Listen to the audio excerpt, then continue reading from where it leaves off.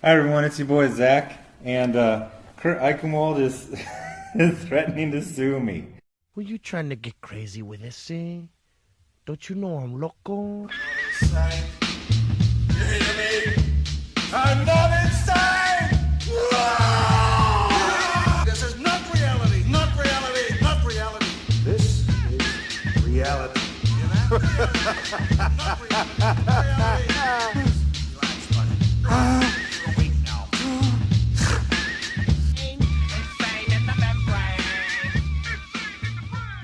And it was a link to hardcore Japanese cartoon pornography. It exists. Konnichiwa, Oni-sons, and welcome back to Part 2, the conclusion to the Kurt Eichenwald experience. Within Part 1, we covered some of the earlier controversies within Kurt's journalism career, namely his coverage of Justin Berry, a young man who found himself at the center of a child pornography ring. We took a look at some of the allegations and doubts that his contemporaries and peers at the time had when it came to how he went about pursuing the story. And those misgivings journalists felt at the time still persist even till today. Just as recently as last year, WikiLeaks task force tweeted this out. Reporter Kurt Eichenwald was an administrator of a child porn site, claims he was only posing as an online predator. 7,000 retweets. A story that people were still very much interested in, even 12 years down the road. We touched on Kurt's disastrous appearance on Tucker Carlson, where he informed the host of the Fox News show that he had a secret message from the CIA just for him. We looked at the assault by gifting that Kurt just barely survived while his wife tweeted out about his current medical condition. And finally, we finished off with Kurt's appreciation for Eastern animated pornography and his love of sharing that with his thousands upon thousands of Twitter followers. And I suppose that's really as good a segue as any to take a look at the bane of Kurt's life, his social media account and his interactions with other people. Because Kurt's behavior hasn't mellowed out or leveled off. If anything, it's escalated. And escalated repeatedly within a short period of time through his use of Twitter and other social media platforms. And one perfect example of just that would be when Kurt found himself in the middle of a fight between somebody within the comic book industry and somebody outside of it. I don't take these comic book things all that serious. And if you do, like, get a life.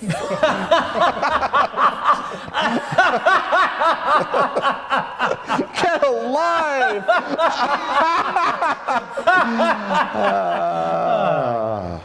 Our journey begins back in mid-February when @RebelWoman Michelle Perez tweeted this out. Richard C. Meyer, aka the Diversity in Comics Guy, he did a 30-minute video about a comic book circular that featured an article of mine. He's a multiple divorcee piece of shit. He's a war veteran, so of course he's a crypto-fascist. Unfortunately, an IED didn't blow him up. Now that tweet, one among many, was part of an ongoing internet feud dubbed Comicsgate.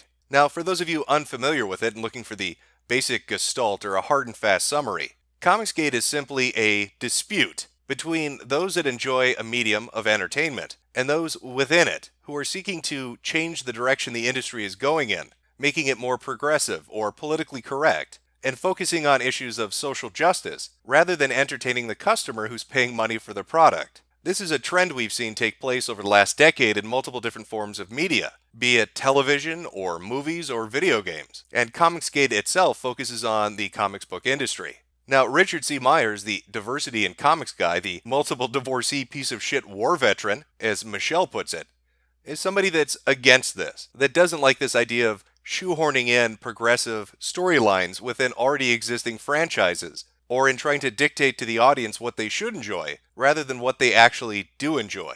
Michelle Perez, on the other hand, is a transsexual communist furry. Guess which side of this argument they're on? Within a few days of that tweet going up, Kurt stumbled across it. The most horrible person on Twitter today is @RebelWoman, a comic book writer with Image Comics, who wished an Afghan vet was killed by an IED, and celebrated the deaths of a number of GOP and religious figures. I don't care if you don't like people's politics. This is obscene. So I condemned a comic writer for Image Comics for wishing an Afghan vet had died, and celebrating conservative deaths. Then I got bombarded with outrage from comic book industry insiders. When did comics become evil political? And when did lunatics take over? I missed this event. Well, it seems that Richard and Kurt both agree upon this. They both see the infiltration of an entertainment medium by those with a political agenda as a bad thing. So I'm sure they're going to be the best of friends going forward. So, real brief thing on Kurt Eichenwald. So you can see him right here on the screen. He's worked for a lot of big, Vanity Fair, MSNBC, New York Times. He's also very, very controversial and a real weirdo. So this is where the thesis of this comes in. I am not saying, Yahoo, Kurt Eichenwald's on my side. It's literally that there is a spectrum. And at one end is, me and a bunch of normies. At the other end is all the SJW comic book pros. And close to them, but between the normies and the extremists, are guys like this. Kurt Eichenwald is a grimy guy. I would not leave any of my kids around him for a split second. I don't know if he's done anything actionable, but there's been little, and you can Google it, what he's kind of been like tied to stuff. It gets really grimy. I don't know, if he was like your cousin, you'd probably invite him to the picnic, but you'd keep an eye on him. Or not, or potentially not. But Kurt, being that meticulous, detail-oriented, level-headed journalist we know, surely he took this well. Please let Diversity in Comics know to check his email. I defended him yesterday, and still do. Calling for the death of someone is wrong. However, today I am perfectly happy to start wrecking him if he ignores what I wrote to him. So all you loons, let him know. And what exactly was the reckoning that Kurt was going to visit upon Richard? Beginning of the letter that Kurt Eichenwald just sent me. Read, respond, or I'm suing you. Richard, imagine for a minute that while in Afghanistan you saw a group of jihadists drowning children. Imagine that you run in and rescue them, resulting in children being saved and the jihadists captured. Then imagine some left-wing jerks change the story into you were drowning the children. Then imagine that a group of conservative jerks conclude that that's a convenient story against you, and say not only that you were drowning children, but that you went to jail for it. I saved children. Hundreds of them. I got pedophiles locked up, testified before Congress about it. Kids I saved testified about my rescue, and changed laws. Then left-wing pro-pedophile lunatics, yes, they exist, start a campaign of disinformation about what really happened. Journalists, incapable of reading documents and sworn testimony, or interviewing witnesses, pick up a story and tell the lunatic version without contacting me. Finally, 2 journalists tell the full story, but then right-wingers decided I was the enemy, took the left-wing lies, added to them, and spewed them out. You added a little more to the lies last night. You, unknowingly working with pedophiles and left-wing freaks, attacked a guy who saved kids, and spun a series of lies about my career. You pulled garbage off the internet and pretended it was true. It would be as if I searched the internet, saw people calling you a Nazi, then wrote, not only is he a Nazi, but well, let's just say they don't want to leave any Jews nearby him if you want them to survive. So you're going to read this. You are going to correct the record with a new video that talks about how you were suckered into it by left-wing garbage used against you. Or I am going to finally stop the lies by using you as the end point by suing you. Now, I don't believe it has to get to that. You're a veteran. You have honor. You would, if you carry the principles you should, want to fix what you did. But if you want to push the line that a kid saver is a kid diddler, I have no problem using you as the declaration that this stops here. So you are going to do another video, apologizing to me. You are going to say that I sent you proof of what really happened, and that you fell for the left-wing garbage. And you are not going to mention the litigation threat, but rather present this as, he contacted me, he showed me the record, and I owe him an apology. Unlike the SJWs, you're going to admit you were wrong. And rather than doubling down, you're going to own up to it. Why am I bothering? Because this ends now. Because your deception to 50,000 people of the most noble thing my family ever did is somehow sordid and evil finally was the last straw. And because I believe military guys have integrity, unlike many, many journalists, I think you will care more about being right than about disclosing error. So I am loading you up with everything to show you the falsehood. Just taking down the video is not acceptable. If you tell the truth, I will have a video I can link to you showing you the falsity. If not, I can take you to court and prove it. Your choice. Unlike most of the bots and lunatics who spew this garbage, I know where you are. So I can take you to court and bring this to an end that way. Show integrity. Admit that condemning the guy who saved the drowning kids as a kid drowner based on internet bullshit is pure SJW type crap. Don't double down. So respond to this. Or go back to war. This time, with me. Now in that email from Kurt Eichenwald, aka the big boss from Zanzibar land, I think he was trying to impress Richard with his best Liam Neeson impersonation from the movie Taken. I don't know who you are. I don't know what you want. If you are looking for ransom, I can tell you I don't have money. But what I do have are a very particular set of skills. Skills I've acquired over a very long career. Skills that make me a nightmare for people like you.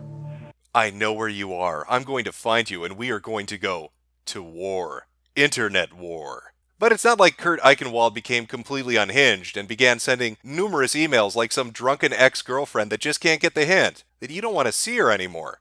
Oh, wait a minute. No, he did exactly that. He did exactly that. But our little Kurt, he's not one to be deterred so easily. You may ignore his spamming your inbox like he's a Nigerian prince trying to get gold out of the US from an uncle's account that's been long forgotten. Well, he'll just turn around and use a new tactic. It's amazing how brave people are on the internet, but who shrivel into little piles of pink dust when they are asked to show some sense of integrity by having direct conversation. Kurt, he didn't ask to talk to you, ever. He's never even mentioned your name before. You bulldozed your way in and insisted you had the right to his time and energy because you defended him, and then threatened him when he didn't give in to you. No means no. Follow me. Well now, is Ethan a brave man? Will he throw himself into the lion's den and open up those DM messages to Kurt? Ethan was kind enough to share their conversation with me. A bizarre, meandering conversation that seemed to go on for an eternity. I've taken a few highlights to give you the basic idea of how this conversation went down between the two of them. Now call me. Say so publicly. Lawsuit threat off the table. I'm saying it to you. I'm not making any public announcement until someone calls me, and I get to have this conversation. Then you call Richard. Once we have made clear what reality is, I will announce. We don't negotiate with terrorists. You want to talk, you come as a friend. Then you call me. That's all I want. You call me, you talk to Richard, and I will say this is over. But you need to post that you were angry with the lawsuit threat, and it's off the table. I don't know why if someone says, pass the potatoes or I'll sue you, they don't just freaking pass the potatoes. He has in writing that there is no lawsuit threat if he contacts me. I have now amended that there is no lawsuit threat if you call me, and then you call him. Sorry, Kurt. Okay, then the threat remains, and it looks like it is my only alternative. Pass the potatoes or I'll sue the fuck out of you, lad. So if you've been following along at home, Kurt notices that a comic book industry insider is taking shots at a critic outside the comic book industry. Decides to go in and defend him. That individual happened to read multiple articles about who Kurt Eichenwald is and isn't necessarily the most thrilled to have him on his side. Kurt doesn't take too kindly to that and responds with way too many emails saying he's going to sue the shit out of the guy if he doesn't create a new video and sing his praises to his audience. That YouTuber basically tells Kurt to go fuck himself. Kurt then gets a hold of somebody the YouTuber knows and demands that he calls him. And if he just will get on the phone and talk to Kurt, there won't be a lawsuit. But much like the YouTuber, his friend decides to say, maybe you should go fuck yourself instead. And Kurt doesn't take that so well. But it's not like Kurt Eichenwald really has a reputation for not overreacting. He likes to push the boundaries. He goes from being a reporter and into the sphere of an activist. Don't bring a knife to a bazooka fight. Journalist posts Oregon lawmakers' personal info online. Eichenwald went a step further on Friday, posting social security number, in addition to his phone number and home address for Eichenwald's 454,000 Twitter followers and countless others to see.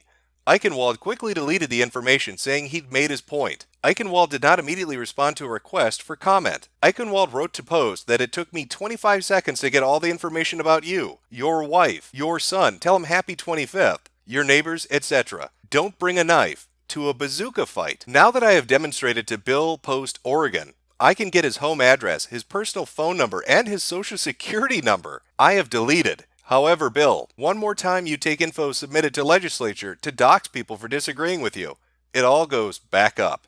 Apparently that little blue checkmark is just like Captain America's shield, protecting Kurt from any backlash over posting social security numbers on Twitter. I'm fairly certain anybody without a blue checkmark that did that would be deplatformed by Jack instantly. But it is interesting to see this coming from Kurt Eichenwald, somebody who repeatedly says that his family is targeted, that his children and wife face all sorts of terrible dangers from people that come after him, to then turn around and post the information of a lawmaker's family, to target his wife, his children, and his neighbors, simply to try to make a point, to go even farther than most people would go by posting social security numbers and then deleting them and bragging that if this guy steps out of line, he's going to hit him again. But could Kurt possibly one-up himself? I mean, it's only been about a week or two. What else is left for him to outdo himself? Well, I suppose there is going after the survivor of a school shooting, but surely Kurt wouldn't be that suicidal. Hopefully the Laura Ingraham blow-up will teach conservatives you are not debating gun control when you insult survivors of a mass slaughter for advocating laws you don't agree with. You are just being infantile bullies. Want to debate policy? Great. Want to insult kids? Shut up. But he won't debate. Just ask Kyle, who offered.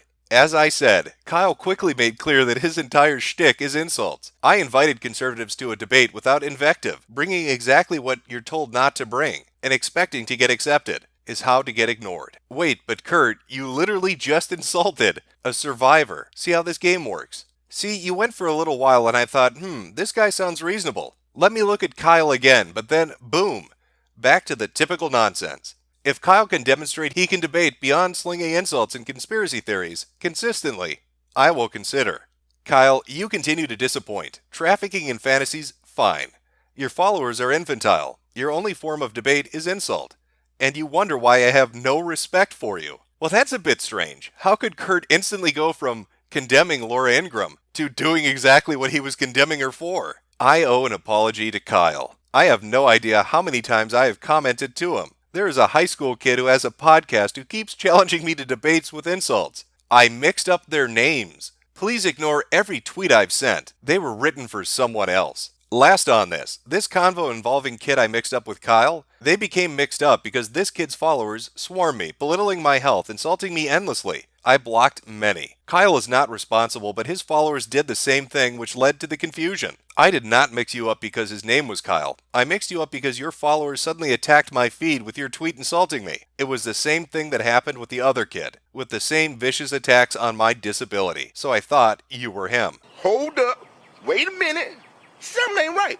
Proactive, been using for months and love your product. Don't love your support of MSNBC's Kurt Eichenwald. We are aware of this incident and have pulled our ads from the network as a result. We are working diligently. For those like Ben Shapiro who are taking my entire situation with Kyle to push a lie, I thought he was someone else. Stop going after MSNBC. My contributor contact with them expired more than a month ago. Not with them. Need to edit my profile. Good old Kurt Eichenwald. Even when he's not employed with you, he somehow finds a way to get your advertisers pulled. That is impressive. He can destroy a business just by people thinking he's associated with them. With all these constant shitstorms and fuck-ups on the part of Kurt, you have to wonder, where can he go from here? What other mountain is left to climb after the disasters and catastrophes that he has left in his own wake? When he's not busy destroying his own reputation as a journalist, he's making sure those who were former associates of him are losing business. Well, while I'm not able to exactly foresee the future, I can bring a little theory into play on what might be happening and where this might end up going. But to do that, I'm going to need to break out a graph. Now, on the horizontal, we have time.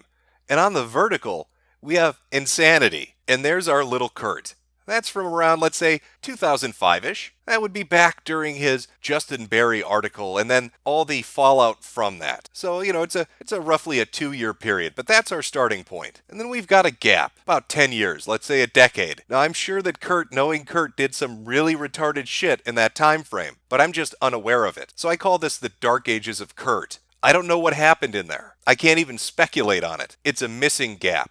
But after we move past that dark ages period, we start to see a lot of activity take place in a very short amount of time. The hentai incident, threatening to sue YouTubers, doxing lawmakers, going after school shooter survivors, until finally we reach the point where we are right now with the current day Kurt. Now, if you were to draw a little line, if you were to connect all of these points, from our starting position in 2005 down into the dead unknown period of the Dark Ages, all the way up into the current year, you get a nice little J curve showing up. And that's what I like to call the Eichenwald J curve. You'll notice that as time goes on, the incidence of insanity increase exponentially. And this is where we are right now. I like to call this the danger zone, because you don't want to fly anywhere near it. But hey, what do I know? I'm just some lunatic alt-writer launching a mega attack against poor innocent Kurt. Apparently he's under the impression that YouTube videos and Twitter are like Pokemon battles. Then again, it was super effective. So what's next for Kurt? Where does he go from here? Well, judging from the information we can glean from the J-curve, it's pretty easy to speculate that sometime in the next, I don't know, day to a week, he's going to do something even stupider than what he's done before.